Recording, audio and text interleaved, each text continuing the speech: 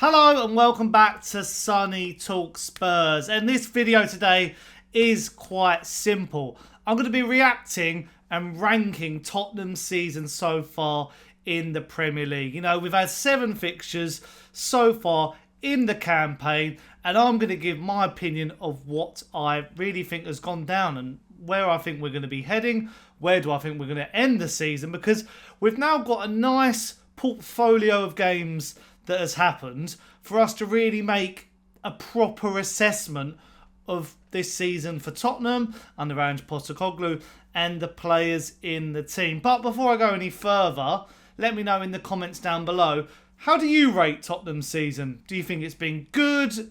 You know, give me, like a grade like you would get at school, like an A+, a B-, a C, an F, if you really are that passionate of how bad we have been this season. And also, before I go any further, if you are new to the Sunny Talk Spurs YouTube channel, and also the day this video is going out is my birthday, wish me happy birthday down below in the comments as well. Hit the like, subscribe to Sunny Talk Spurs, hit the notification bell as well. It would be the best birthday present you can give me. And you know what? I haven't uploaded many videos recently, and that's because there's not been really much to say. You know, there's not much news after that Brighton game. It's all been a bit negative around Spurs. But today, I'm going to try and shed some positive light on the situation at the football club, because, as we all know, it's been a bit of a mixed bag. I think that's the best way to put it, isn't it? Because, you know, as I'm looking at the Premier League table in front of me here, we've had 7 games, 3 wins, 3 losses, and 1 draw. So that is the definition of a mixed bag, isn't it? You couldn't get more of a mixed bag if you try. But a lot of these games have had a lot of common factors and similarities, and hence why Ange Postecoglou has been questioned. And before I go any further as well, I want to just put in a few different opinions and videos that I've seen over the last, couple of months and weeks of this season so far, of what people have really made of Tottenham Hotspur this campaign. And also amongst these creators, I had a little chat with Troy Deeney for talkSPORT about Tottenham, because he was really keen to know my opinion of what I've made of Spurs so far. Let's talk about Spurs. What do you want to talk about Tottenham? What have you got to say? Because I'm interested. I just spoke to JD on the phone. Obviously, he's been hammering Ange lately. Yeah. A lot of people have been hammering Ange lately. Yeah. Why? The thing is, it's these weird opinions about Plan B. Okay. But I think from a positive point of view, Ange hasn't got a Plan A yet. He hasn't worked out what Plan A is yet. He's trying to make that work. So, but you know what you're watching. Yeah, I think high line, high pressure, yeah, and I high think intensity. It does work. It's just there's moments in games where we have an amazing first half against Brighton, and then the second half, I don't know what it is. I as a Spurs fan, I don't know what it is. Yeah. It's this Spursy way, isn't it? Of you said it, just chucking it away. You said it. I think as well. Just for me, obviously with Son being out, and we had a corner on here not too long ago that was saying that they should get rid of Son. He's holding you back.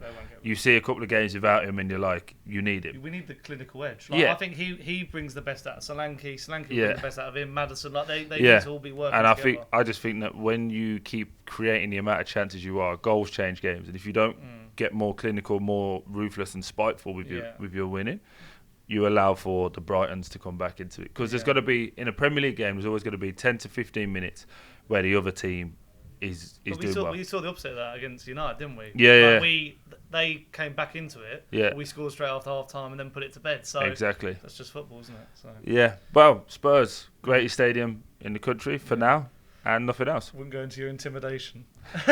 No, it's a lovely place. I don't want to be like everyone else. The first thing people say is the way you play, the style of football. Can it be played in the Premier League? Should you be more pragmatic? I know you'll say probably you don't really listen to it, but it's hard not to hear it. What do? What do you think about it when you hear those criticisms? Yeah, look, I mean, it's impossible to kind of block out, because even if I don't hear it or read it, somebody will. I also don't need to, because I already know what they'd be saying, so it's not kind of new to me. But from my perspective, it's about, well, what everyone is wanting me to do is what everyone else does. Now, I'm just not going to do that, because there's a reason that I'm here where I am today. It's not because I've done what everyone else does. I think everyone has their own sort of unique journey to get to somewhere. I didn't get here by doing what everyone else is doing. So I get that people say, well, be more pragmatic like everyone else. I don't want to be like everyone else. Now, that doesn't mean that I'm going to be successful necessarily and my approach is going to work. But what I'm not going to do is just become one of the masses, because if I do that, then what's the point? I mean, I'm going to get lost in that and eventually I'll sort of fade away and not make the impact I want to. So, you know, what others see as kind of stubbornness or me being dogmatic about something, I see as just real belief in what I'm doing. Spurs fans, what did you make of the second half last night? Let's squeeze in a call from Lee. Morning, Lee. Good morning, Lee. Good morning, you two legends. Thank you, mate. So what did you think of last night? It's just the same old Tottenham, I think. We can't kill a game off. We can't score. Our right back, he was at fault for the Vardy goal. He's just watching and not getting back to Mark Vardy. Same old. We got Son was awful. His first touch was awful. He's been awful for a while now, and I don't know how he's made captain. He's not captain material. Van der Ven, centre back. He should have been captain. Yeah. Son is not a captain. He ain't that personality. Lee, I want to ask you, mate, not all doom and gloom. I mean, I thought the first half you played all right, mate. I'm interested to hear your views on your new centre forward. I thought he missed a couple of chances. I get that, but I thought he showed as if he'll score goals. And of course, you brought on two 18-year-olds, Archie Gray and Lucas Bergvall. Yeah. Solanke, give him a chance. We've got to give him a chance. He's not like City and Chelsea and Liverpool and United and Arsenal. They haven't all come in for him, have they? The reason why they haven't all come in for him is because he's average. Our team is full of average players. There's no world-class players. We're not getting top four. 100% we're not getting top four. And we badly need a trophy. In Daniel Levy's area, being there at that club, he's won one rubbish trophy. One trophy, that's not good enough. That is not good enough. We're not a football club no more. We're a franchise. Hey, Lee, world-class players, they don't grow on trees, you know. Lee, I want an answer from you. Answer the question I just got 2 seconds ago. Would you take a trophy before top 8? 100%. There you are. We badly need a trophy, badly. Both Spurs fans. John, who's called us. Morning to you, John. Morning, John. Morning, guys. How are you both? We're in top form, John. How are you this morning after last night? Massively underwhelmed and hoping someone's kept the receipt for Dominic Solanke because we need to take him back. He's only had one game. John, he did all right. I know he should have scored. I take it he had a couple of headers and he had a right foot shot. I thought he did enough to show you that he'll score goals for you. He's not better than Richarlison, so I don't see the point of signing him in the first place. We've overpaid for him. He's had one good season where he's actually scored goals. He's injury prone, so he won't even play 38 games this year. And he's an Arsenal fan. There's nothing about the signing that's exciting. And last night, if you're paying 65 million for a number 9 to be the finishing point for one of the most attacking teams in the Prem, he can't miss that many chances and have a touch that bad. It's ridiculous. John, thank goodness it's not knee-jerk reaction. Thanks for the call, mate. Let's have the final word from Carl, who's also a Spurs fan. Carl, can you be a bit more positive, please? Good morning, gents. Absolutely lovely to talk to both of you, especially you, Ali. Go on the Rangers. That'll do for me, mate. Right, listen. I think there's a couple of Tottenham supporters deluded there. I think Solanke's touch, I don't think he played too much pre-season games. And his touch was absolutely brilliant. Just let him get in there. You know, one game, if you're criticising him, oh my God, I thought we played really well in the first half. I thought we were going to get 3 or 4 goals. And we ended up getting one. What a gorgeous cross from my man Madison. What a gorgeous cross. And Pyro entered into the back of the net. Oh, I was jumping up and down. Not joking, you. Carl, I've got news for you, mate. This positivity will never catch on. Ali, you're amazing. You made my mornings, man. Brilliant, mate. Well, listen, I thought you did fine first half.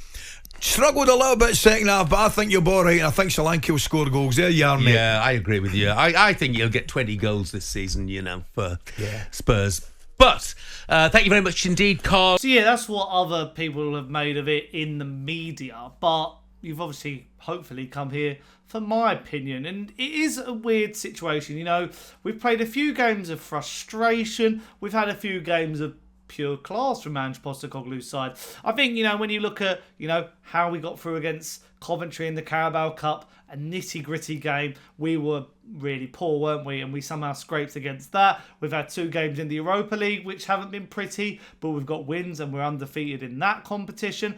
But the Premier League is where things are measured, really, isn't it? Because, you know, as I've heard people say, especially on talkSPORT, consistency is the Premier League, isn't it? How you can string results together week in, week out. Cup competitions, even though we'd love to win one, sometimes it's hard to really gauge, you know, is there progress there? And we've had bright sparks. You know, I'm thinking of Manchester United, where we really put them to the sword, a 3-0 demolition job at Old Trafford. And then some other results which were very positive. Well, obviously, Everton as well. Again, demolition job. They are terrible, aren't they, really? And also against Brentford, we played really, really well. After conceding a very early goal against the Bees, we stung them, didn't we? And really put them to the sword and beat them 3-1 at the Tottenham Hotspur Stadium. But amidst all that, we've had quite a few frustrating results. You look at Leicester, the draw. You look at Newcastle, where we dominated. You look at, you know, the North London derby, where you'd hope we could have got something better out of that,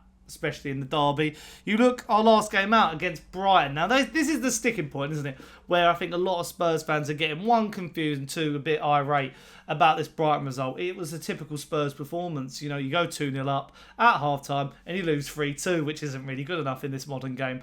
But it's that whole thing of, you think at the moment, especially under Ange Postecoglou, are we going to go to that next level? Are we going to achieve what we want? Could we win something? The players are there and the capability is there, but there's still something missing, which I'm really starting to wonder what that is. Because we've seen, you know, there's news circulating about Thomas Tuchel going to England. Would a manager like him be better than Ange Postecoglou? I don't think so. I think Ange Postecoglou is a good manager. I think he just needs backing and time to really implement his style. And I've mentioned that in a previous video, actually, about the criticism that he's sort of faced and how he's sort of bitten back on that. But, as I say, it's a weird season at the moment because there's so much going on in the Premier League with a variety of different teams. The chasm between them, you know, the bottom and the top half of the league is as big as it's ever been, if not bigger. You know, we've seen the promoted sides. There's lots of sides who are yet to win games in the top flight. But, you know, we've seen Manchester United are struggling and don't look like they're going to pull the trigger on Erik ten Hag. But Erik ten Hag's got trophies in the bank, so that's sort of helping his argument like it did with Mikel Arteta. But, yeah, it's a right mixed bag of results to really... You know, I think I've seen more positives than negatives. Even those results that were frustrating.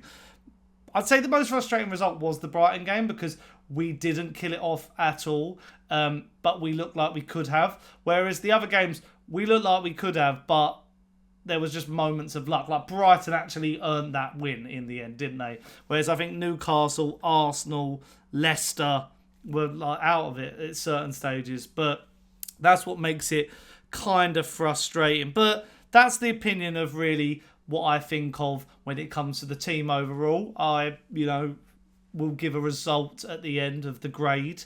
But individual players, I feel like we've seen some really good promise from Dominic Solanke. I think he's looking like a good striker. Just needs to be involved in the play more and a bit more delivery to him. But I think we can see why we paid up for Dominic Solanke. I think James Maddison has been back on some good form. Really am hopeful he can continue that. Dejan Kulusevski, probably the player of the season so far for Spurs.